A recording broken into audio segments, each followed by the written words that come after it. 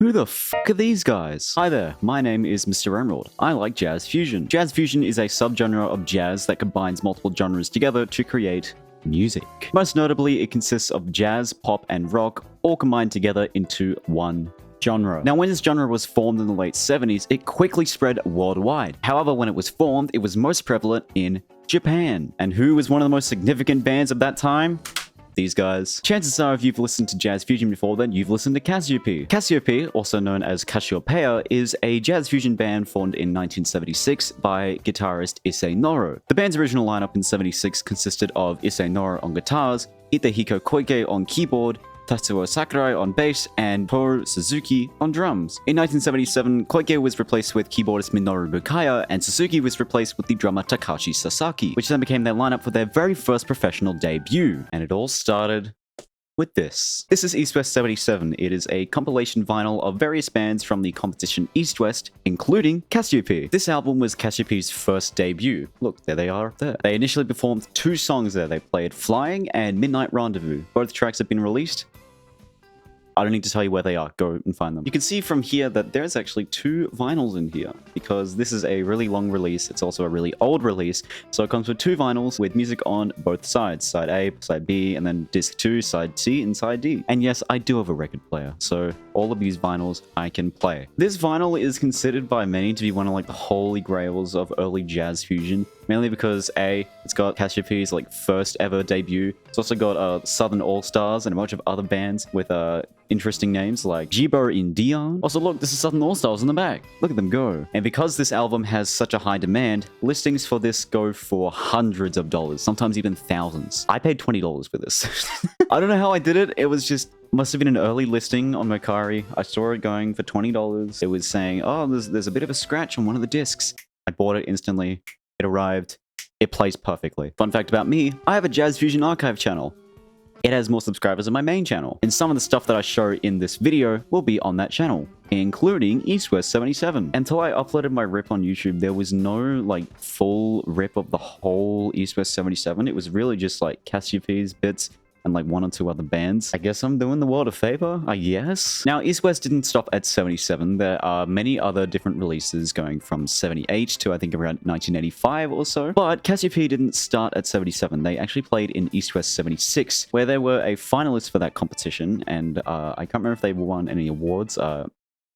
There'll be something here if they did. But there was no vinyl made for East West 76. They only started with East West 77. And there's only a few surviving photos of CASIOPEA actually playing in East West 76 as of today. But yeah, this was an awesome find. I'm glad I found it for like $20 or something.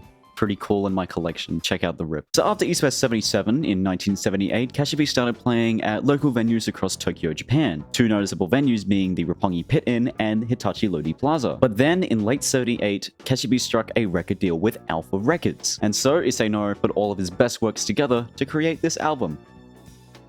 I wonder what it's called. This is the first pressing of the very first CASIOPEA album, released in 1979. As it's the first pressing, it's a lot more rare to come by, as the second pressing, the one with the race cards, is a lot more well commonly known. This version is all decked out with pills and computer screens, which is very reminiscent of the late 70s. And as the deal with a lot of records from the 70s, they start to get covered in mold. Now, the record itself is in really good condition. I'm actually really surprised on how good this condition is. There's no noticeable bumps or scratches or anything on it, and it plays really well. I mean, hey, it's gotta be a good album. I mean, this version of Time Limit is CASIOPEA's most listened to song on Spotify. Now, is there an actual reason for that? I don't know. Maybe it's because people like to scroll to the very first album and just hit the very first song and then go, oh, I don't like this. There they go. Or maybe the song is really good. Personally, I think it's a pretty good song. I think the original composition is really nice with tomato strings in the backing and the Becker brothers. I think they did a really good job with that. It is pretty much the only time that strings and brass were used on Time Limit, which is interesting. And that's a common theme with most of the songs on this record. The Becker brothers and tomato strings did a lot of the backing for most of these songs, which only really happened in a couple of albums that they released going forward. I don't know if it was really Nora's intention to mix in a lot of live strings and brass into albums going forward, or if this was just like a 1 or 2 time thing. I don't know. I can't ask the man. But I tell you what, I do like the design of these vinyls. This inlay is actually in pretty good condition, and it opens up. So if you read Japanese, have fun with this. This inlay here gives us some detail about some of the songs, some of the musical directions with it, and a little look at all of the people involved, including the album's mixer, the Becker brothers, and David Sanborn. For a band's first release, this is a pretty fucking good album, I'll tell you that. And I mean, there are people that still call this album Casiopea's greatest work. I don't know who those people are, but there are people saying it. But that wasn't all that Casiopea released in '79. They also released this album, Superfly. Oh, you can't see it because the OB's in the way. Just like the debut album, this album also has guest players, and also a funny misspelling. That's supposed to be an R instead of an L. I actually haven't opened this LP yet.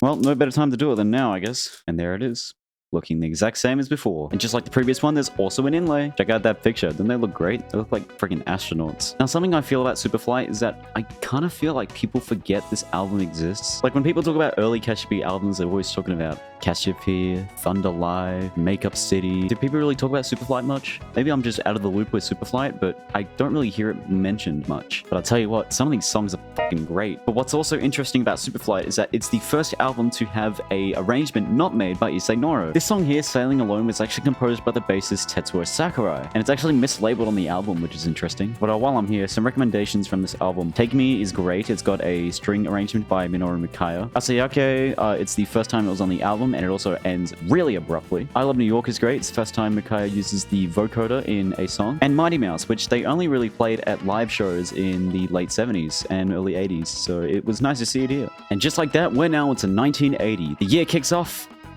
and Sasaki is asked to leave the band. According to Noro, his music direction wasn't really in line with the band, so he was asked to leave. And then, from a recommendation from Sakurai, Akira Jimbo joins the band. And so, in February 1980, they put on a live show. This is Thunder Live. It is Casiopea's first release of the 1980s, and also Akira Jimbo's professional debut. Apparently his mother didn't really like this album. お母さんかお父さんがね、すごい嘆いてるの覚えてますよ。息子のデビューがこれじゃって言って。これ僕の親もやっぱりそう言うと思いますけどね、これ。Thunder Live is an album release of a concert that Casiopea did at the ABC Hall in Tokyo under the name Fusion Fantastic. The Fusion Fantastic concert took place on February 8th and 9th, 1980, and the best takes of the best songs were compiled into Thunder Live. Now, from the 6 songs that were released on the album, there's actually 9 more that didn't make it in. Now, part of Thunder Live was actually released on video in 1992 under the Act 1 LaserDiscs, which I do have, and we'll get to that soon, and it was also released under the Again DVD in 2000, which I don't have. And goddamn, for a first album, Jimbo really did fucking great. He really did set the bar for his reputation in the years to come, and still to this day. In 1980, Casiopea also released the album Makeup City, which was one of Japan's very first digitally mastered albums. I don't have it yet. And then they released Eyes of the Mind in 1981. Dude, this is a fucking nightmare blunt rotation right here. Now, something interesting to note about this album is what? Harvey Mason. Yeah, Harvey Mason actually helped to produce this album. Funny enough, Harvey Mason isn't the only other person that helped with this album. Musicians Bob James and David Boroff both helped with some songs on the album, including La Costa, Lakai, and A Place in the Sun. And yeah, there's stuff about the recorders if you're interested. Now, at the moment, that is all of the albums that I own. However, I do have a promo album in the mail at the moment of Asayake from the Eyes of the Mind album. Yeah, because Harvey Mason was the producer, he produced a promo album under the Alpha record for the US and Canadian market in 1981. It's got a long and a short version of the Asayake song, and if the YouTube upload that I listened to is correct, it has some interesting music choices. That isn't all of the Eyes of the Mind stuff that I have. Oh, it just went away. Yeah, the listing that I bought from had some autographs, which is really nice. Let's see if I remember this. Issei Noro, Akira Jimbo, Tetsuo Sakurai, Minoru Mikaya, and Harvey Mason, printed on this nice piece of cardboard. The listing I bought from also came with 2 lovely tickets to the Cassiopeia Step for the World concert with Harvey Mason, a lottery ticket entry. I'm not sure what this lottery is actually for. And finally, a tour pamphlet. This tour pamphlet's got some pretty cool things about the Step for the World tour. It's got the dates and the venues and some lovely pictures of the band. Look, there's Akira Jimbo and Harvey Mason. It also has a bunch of oranges for some reason. I don't know why. It also has pictures of CASIOPEA in LA recording the Eyes of the Mind album, which is pretty nice. But yeah, those are all the CASIOPEA albums I own. It's now time to move on to another form of media. So we're still in the 1980s, right? And one of the biggest ways to watch media, at least in the mid-80s, was with LaserDiscs. Fun fact about me, I have a LaserDisc archive of every CASIOPEA LaserDisc, with a couple of exceptions. It's something that took me the better half of 6 or 7 months to complete, and a lot of fucking money as well. I have rips of every LaserDisc that I'm about to show, so check the description for the LaserDisc archive. Please do not re-upload them anywhere. I will find you. But without further ado, this is the Live in Tokyo digital sound demonstration disc. This was a disc that was never meant to be sold to the public. It was for retailers to play to advertise digital sound in LaserDiscs. When LaserDiscs were initially created, all of the sound put on there was analog, and it wasn't until digital mixing became a thing in the early 80s is that when Sony decided to start putting digital soundtracks onto their LaserDiscs. And they chose CASIOPEA's Jazz Funk 84 concert on the 25th of August 1984 to demonstrate that. Now, this concert also has a release on the Again DVD, like Thunder Live. However, Sweat It Out is the only song here that's only available on the demo disc. Now, because this LaserDisc was a retailer, it doesn't have a inlay, so there is no fancy schmancy little piece of paper in there. But I've only ever seen one listing of this, and it's the one that I got it from on eBay for way too much money. The guy that I got it from is the guy that inputted the details into all the LaserDisc sites, the Discogs and everything. But yeah, it's a nice little piece of CASIOPEA history that really wasn't available to watch in its entirety until I did it. I hate being egotistical in these standards where it's like I make something and it's like the first time anyone's watched it and I'm like, I made that. I did that. I did it. Go watch it because I did it. I hate being that kind of person. But when it comes to things like this, it's like, this is the first time anyone's ever seen this in its entirety. It's like, you may as well just check it out just for the fuck of it. But yeah, as I said, this concert was also released on the Again DVD in 2000 with extra songs. It's just that this one had Sweat It Out and I paid $300 for it. Next up, the year is 1985. Super Mario Bros. With the NES just came out and we get to CASIOPEA's first actual LaserDisc release, CASIOPEA Live. This was the first LaserDisc that I ever bought, and also the very first CASIOPEA material that I ever bought. I bought this in November 2024 after getting annoyed at the horrendous quality that it was on YouTube, and also I just wanted to own some physical media of CASIOPEA for the longest time. CASIOPEA Live is considered by many to be CASIOPEA's greatest live performance. With a lineup like that, who's really to say no? And many videos of this performance have millions of views on YouTube, which pretty much secures it CASIOPEA's most well-known performance. It's also funny that it's listed here as 5,800 yen, which is pretty much the exact price that I pay for it in 2024, even if this released in 1985. That's kind of funny to think about. Just like with Thunder Live, there are some songs from this performance that were never released onto whatever. Noticeably some being Sweat It Out, Black Joke, Take Me, and even the sound graphy. I don't know, maybe Nora thought they didn't have the best performance, maybe there was some issues. It really goes to show just how much of a perfectionist Issei Nora is sometimes. Which is funny because they made a second live. This is Perfect Live 2. It was the final performance of the 10th anniversary tour at the end of 1986. It also released for more money. 1986 saw the introduction of a new member to CASIOPEA. This guy, Yugo Kusunoki. In the final 4 songs of side 1 of the live concert, Kusunoki comes on stage to sing some songs. And he does a pretty good job, I'll tell you that. This back piece here, by the way, it's an inlay. That's what the actual back looks like. Over on the left here, we've got a review on the ABLA magazine of the whole concert. And on the right, we've got some lyrics. And if you ever wanted to know the setups behind the live and what they use to play their instruments, here you go. Oh my god, I can't believe Mikaya used his hands for his keyboard. That's insane. Wait, Sakura used his thumb on the bass? Now, Kusunoki wasn't really in the band for long. He left at the end of 1987 and appeared randomly in a random 1988 Roppongi Pitten performance for some reason. But other than that, he was out of the band by the end of 87. And then in 1988, Issei Nora was like, fuck it. Let's go on a world tour. This is Joya, also known as CASIOPEA World Tour. This LaserDisc is a compilation of moments from various different performances from all over the world from CASIOPEA, including Japan, Brazil, Japan, and Australia, Mexico, and United States. It's also funny watching Issei Nora speak English on the LaserDisc. It's pretty funny and actually kind of charming to listen to.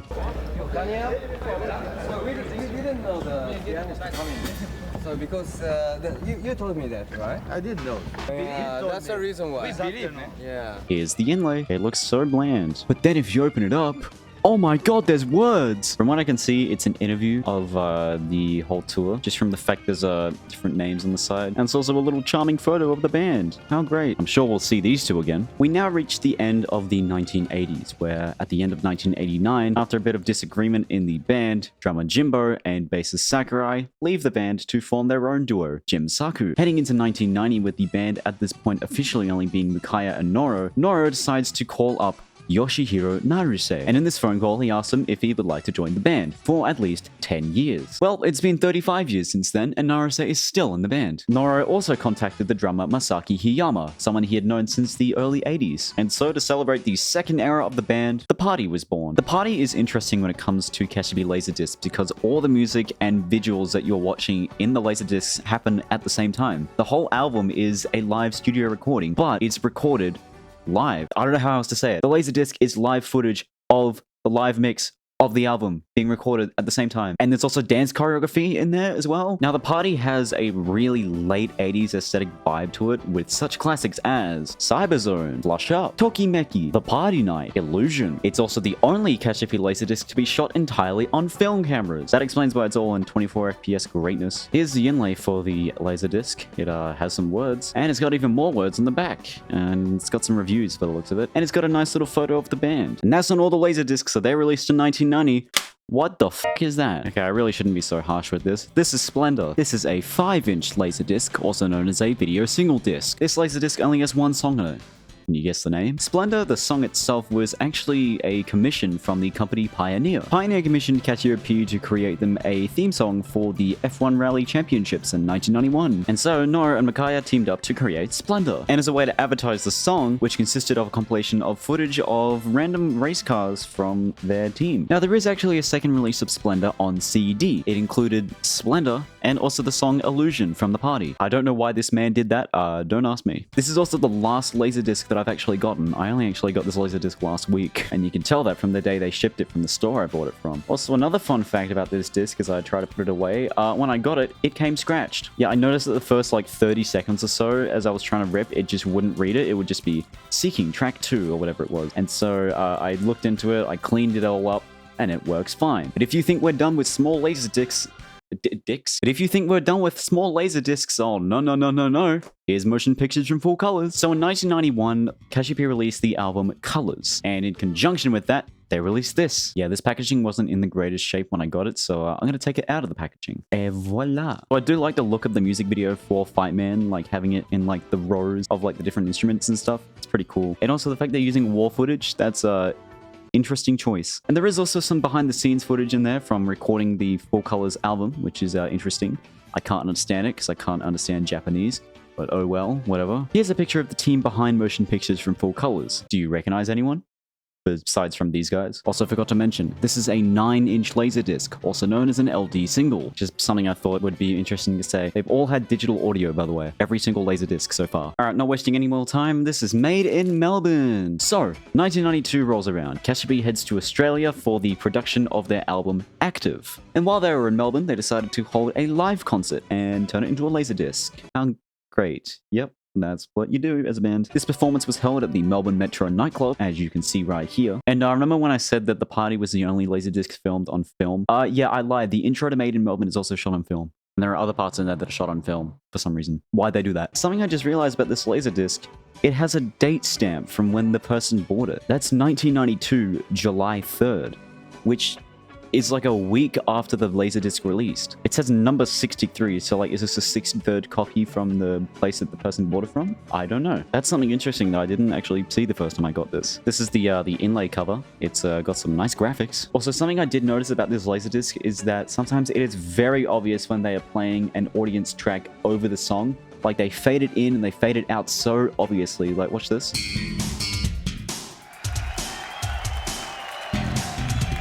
Could you spot where the audience came in? But I mean, other than that, it's a pretty good concert. But like, What if I want to go back to the 1980s? Well, you're in luck because Alpha released this in 1992. This is a laserdisc of Casiopea's London performance at the Dominion Theatre on 29th of September 1983. It was initially a TV-only broadcast, and there is footage of that online, and Alpha dug up the footage from that and turned it into a laserdisc. Wow, look at them posing there. It's almost like they didn't get asked to do that. This is the inlay that Alpha gave us. It's really basic. Thanks, Alpha. For the longest time, I always thought that this image was from 1992, like Alpha got them back together for this photo. But no, it's from 83. It's just that everyone kind of looks a bit weird. But what if I want to see more Cassiopeia performances from the 1980s? Well, Alpha has you in luck as well, because this is Act 1, Cassiopeia Live History. Yeah, the same day that Alpha released the Live in London LD, they also released this laserdisc as well. Act 1 is a compilation laserdisc consisting of multiple performances from 1979 to 1983, which includes a promotional video clip for the song Down Up Beat, using footage from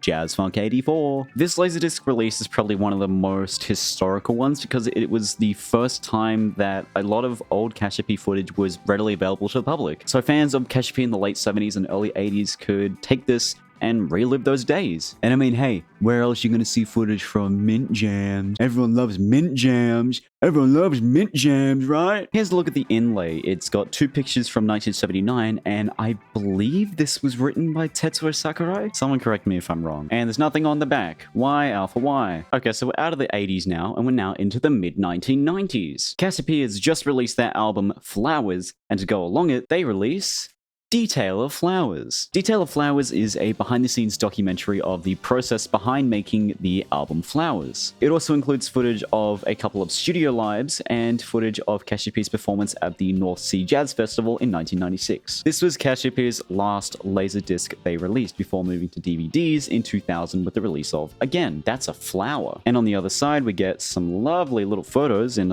high contrast. And we also get a look at the month-long recording schedule they had for the album. Honestly, in the 1990s, these pictures were probably hard as f***. Like, I could so see some, like, Cassiopeia fans in the late 90s having these as, like, profile pictures or, like, I don't know, lock screens. Like, bro, imagine that as a lock screen. Dude, that would go so hard. Apologies for the frame rate drop. It's gotten too dark outside for me to use the light outside. And my lights are 50 hertz, which means they flicker at 1/50. I'm recording at 60 FPS, so... But yeah, those are all the laserdiscs I have, all 12 of them, minus like 3, because I don't really count them as official releases. But yeah, like I said, after 1996, Cassiopeia moved from laserdiscs to DVDs, which I do have a couple. This is Vintage 2002. It's a release of their concert at the Akasaka Blitz venue at the end of 2002. Fun fact about this show, they have a vintage medley. And this show also features Toshiyuki Honda on saxophone. Look, there he is. That's a cool saxophone, man. Ooh, there's goodies. See, here's the actual case for the DVD. Whoa, it's the same. But inside is a little photo book. I do mean that. This thing is full of photos. Now, some more DVDs that I do also have are the Crossover Japan series. This is Crossover Japan 03 and Crossover Japan 05. I'll talk about Japan 03 first. Crossover Japan is a yearly, now semi-yearly performance where a series of artists all come together to play for one big concert. And who's that? Cassiopeia with Akira Jimbo. Yeah, something I forgot to mention before was the changeover of drummers. In late 1992, Masaki Hiyama had to step down from his drumming role because of health issues, and in came 22-year-old Noriake Kumagai, who is now the leader of the band Trix. Kumagai played with Cassiopeia until the end of 1996, where Noro then asked Akira Jimbo if he could become a special support for the band, which explains why it's Cassiopeia with Akira Jimbo and not just Cassiopeia. Now, there are two DVDs for the Crossover Japan 03. The second one has Parachute and Masayoshi Takanaka with Friends, but it's the first one that has Cassiopeia on it. Inside the case, we have an inlay for ads for another DVD, which I will get to, and taking that out, we have the actual booklet. This booklet's pretty cool, actually. It's got some really cool pictures inside, and they just look nice. But you clicked on this video for this band, not all the rest, so let's move on. You know what they say, out with the old, in with the new. So, Crossover Japan 05. Cassiopeia didn't play at Crossover Japan 05. But you know who did? Masayoshi Takanaka Crossover Jam with special guest Issei Noro. Yeah, Takanaka brought on Noro as a special guest for his Crossover Japan 05 performance, which has its own boxed release, which I do have. It's at the wrong house. Here's a picture of me to prove it. But what I do find pretty cool is that this last song here is actually a mix-up of Takanaka's song Blue Lagoon and Nora's song Asayake. And Takanaka uses his surfboard guitar and has some interesting thing on the back. But those are the Crossover Japan DVDs. These were a bitch to get hold of. These cost so much money to get. Moving on. What? That's a phone. So the eagle eye among you will notice that this is a picture of the Way of Cassiopeia DVD. This is proof that I own it. It's at the wrong house. I didn't bring it with me when I moved. The Way of Cassiopeia is a mega compilation of multiple lives from Cassiopeia, all the way from 1979 to their Seoul performance in 2003. It's got less 80s performances than what Again had, but it's got way more from other years, including the entire vintage 2002 vintage medley for some reason. But yeah, this DVD was well known for having some of the only footage of the Seoul 2003 performance ever. Also, I don't know why, but when I got this shipped to me, the newspaper it was covered in had an ad for period pain, or at least I think that's what it is. And at the moment, that's all of the Cassiopeia DVDs that I have. If we're talking non-Cassiopeia DVDs, I do have Issei Nora in Spirits Real Time, and also Double Drum Performance 2 from Synchronized DNA. However, soon to come, and what probably will arrive while I'm editing this video, is a documentary behind the album Signal. Yeah, they released a DVD for it. Nobody's backed it up online. I will do it. Just give me some time. Fun fact about that documentary, it actually came with 2 other DVDs, 5 Stars Live and Synchronized Paradise. Now, at this point, you might be thinking, oh, you've got these LaserDiscs and you've got these DVDs, well, surely you've got some VHS tapes, right? Well, yes and no. See, currently I don't physically have my VHS tapes. They are off at my friend Ikigai archive because he was the one who ripped them for me, because I don't have a VHS player and I'm just waiting for him to ship them back to me, so hopefully soon. But just rapid firing off of what I do have, I have the Party Extra Stack, a VHS you could only win through the lottery, which shows a behind the scenes look at how the party was made, and that's it for Cassiopeia. Everything else I have is not Cassiopeia related. But what I do have is Solo Duo Trio by Tetsuo Sakurai, which is a VHS instructional on how to play bass. I have 2 Yamaha DTX Silent Session VHSs, Volume 1 and Volume 2, with Kozo Suganuma and Akira Jimbo. One of them signed. I also have Act 1 in VHS form, as well as Laserdisc form. And finally, Akira Jimbo Metamorphosis, a neat little drumming video / drum clinic. And at the moment, that's all the VHS things I have. There's gonna be more to come in the future, I'm sure of it. What's that?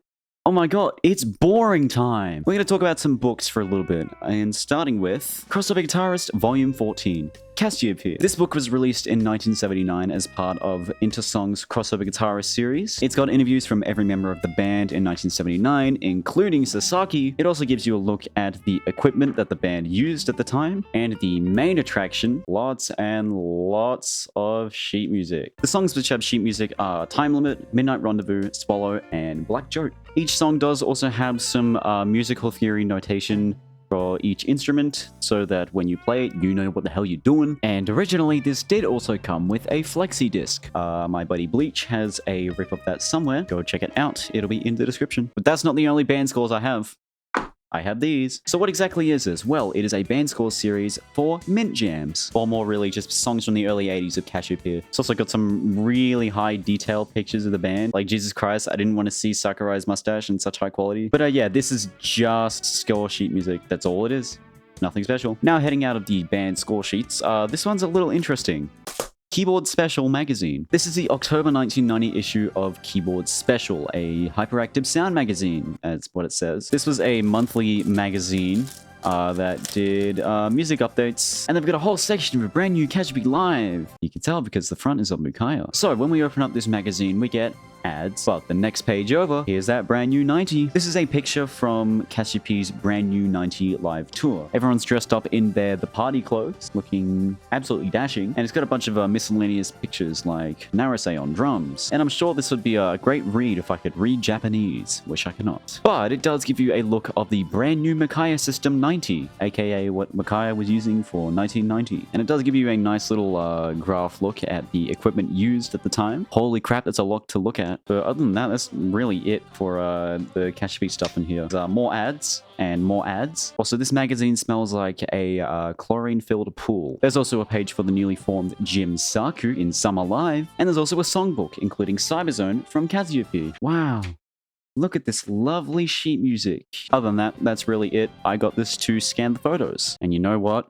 I could say the exact same thing about this. This is the CASIOPEA Photographs book by Junichi Takahashi. This book is completely full to the brim of photos, by the way. Here are some of my favorites. Noro looking really tiny. Noro posing on the ground. Ukaya in the bathtub. Postman Sakurai. They're posing on a wall. Sakurai posing on the toilet. Sakurai in a pool. There's nothing bad under my fingers, I swear. Sakurai getting makeup done. Noro having a drink. Jimbo asleep on a bus. Jimbo playing the piano. Jimbo doing something. Jimbo playing golf. Jimbo working out. And then the rest of the stuff in here is just, you know, ads. But yeah, that is the photographs book by Junichi Takahashi. It does also have some color photos of the Montreux Jazz Festival in 1984.